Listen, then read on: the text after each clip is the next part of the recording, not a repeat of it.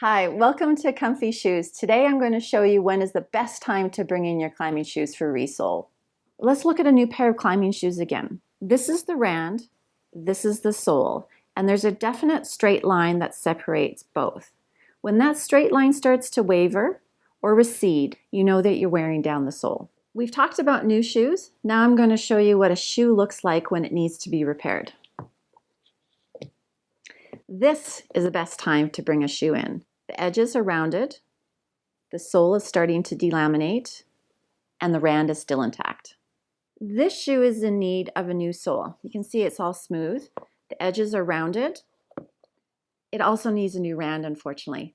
They've gone through the rubber, but they haven't gone through the leather, which is a good thing. This shoe also is in need of a sole repair. Smooth leather, smooth edges, but look, climber has gone through the rubber and through the leather. As much as we want to repair shoes that have holes through the toes and you can see your skin, we can't. So it's up to you to stop before you blow a rand. Sometimes it's not so obvious when rands need to be repaired. This shoe has a tiny little hole in the rand, and when we put that on the sander, it's going to blow wide open.